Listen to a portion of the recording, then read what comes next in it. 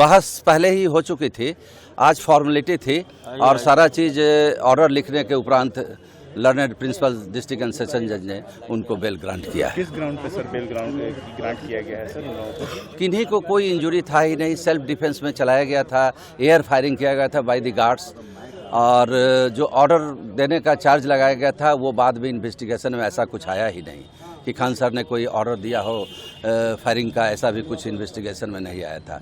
वो गार्ड के स्टेटमेंट में, डिस्क्लोजर स्टेटमेंट में दिखाया गया था। ड्यूरिंग इन्वेस्टिगेशन इन्वेस्टिगेटिंग ऑफिसर ने उसको पूरा इन्वेस्टिगेट किया और लिखा कि नहीं, इस तरह की बात नहीं है, ऑर्डर देने की बात नहीं आई है। ओपन जो फायरिंग की गई थी सेल्फ डिफेंस में, उसको लेकर के आप लोगों की तरफ से क्या कहा गया वो और अदालत ने क्या कहा इस पे सर?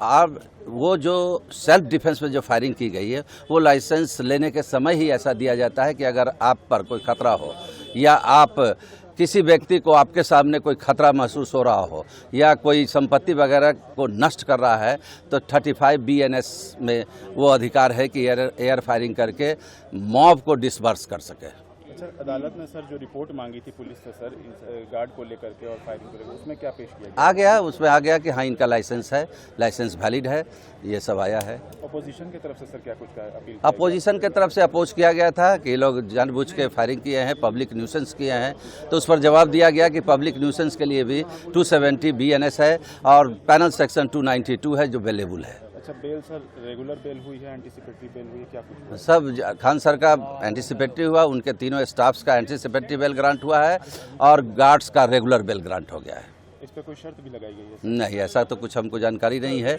अलाउ किया गया, सिर्फ इजलास पर ही ऑर्डर पास किया गया। कोर्ट की ओर से कुछ नहीं दिया, दलील तो हम लोगों ने दिया और पप्पी साहब ने उसको अपोज किया, उनके इन्फॉर्मेंट विक्टिम के वकील साहब थे, उन्होंने भी अपोज किया था, लेकिन जो डायरी में पुलिस ने लिखा है, जो प्रॉपर इन्वेस्टिगेट करके उसने लिख दिया है। सर चल रहा था और ऐसे में आज कितने लोगों को सर यहाँ से राहत मिल गई? खान सर को मिल गई, उनके तीनों स्टाफ को मिल गई और जो बॉडीगार्ड थे दोनों, उन लोगों की भी जमानत मंजूर कर ली गई है। सुनवाई के दौरान सर क्या कुछ उनको जो है जज साहब ने क्या उनको? हाँ, कुछ क्वेरी किए थे तो उनको बताया गया, जज साहब ने पूछा तो बताया गया कि एयर फायरिंग है, ये भी इन्वेस्टिगेशन में भी आया है और जो लाइसेंस जो है आर्म्स जो प्रोड्यूस किया गया है वो भी लाइसेंस ही है। रोशन आनंद सर द्वारा जो है इस तरह के मामले को लाया गया था, उन्होंने आरोप लगाया खान सर पर जो भाई की हत्या की शादी से, इसको लेकर भी कुछ?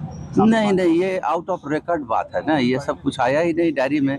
जो पुलिस डायरी में लिखेगी उसी को गुज्जा साहब कंसीडर करेंगे या पीपी साहब बोलेंगे, उसके अलावा कुछ बोलने की बात नहीं होती है। आगे सर विवाद का आगे कुछ? अब आगे तो कोई विवाद है नहीं, ऐसा तो हमारे पास कोई इन्फॉर्मेशन नहीं है कि हम कुछ बता पाए आपको। कोई ऐसा विवाद नहीं, मामूली सी बात थी, इसमें हुआ है आपस में, अब सब बाद में खत्म होगा। ये लोग घटना पुष्टि हुई फायरिंग घटना जो एयर फायरिंग की बात है, सेल्फ डिफेंस में चलाया गया है। पुलिस ने ही अपने FIR में ही लिख दिया था कि चुन्नू गार्ड को मल्टीपल इंजरी है, on head 3 injuries, serious injuries, और उसके बाद ये एयर फायरिंग की गई थी। तो कोई भी लाइसेंसी रहेंगे, 35 BNS में अधिकार है कि अपने को बचाने के लिए या किसी प्रॉपर्टी और किसी व्यक्ति के जान को बचाने के लिए एयर फायरिंग करके बचाया जा सकता है, वो अधिकार लाइसेंसी को रहता है। पटना में कोई संस्थानों के लिए कुछ नहीं, गाइडलाइंस कोई इस तरह का कोई गाइडलाइंस कोर्ट नहीं देती है।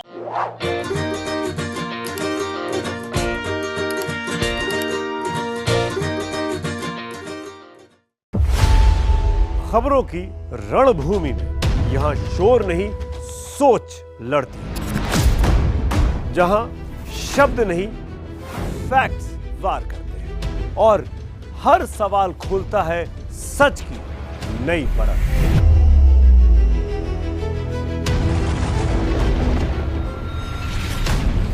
चक्रव्यूह आपके अपने सुमित अवस्थी के साथ सोमवार से शुक्रवार शाम 6:57 पर टाइम्स नाउ नव भारत पर।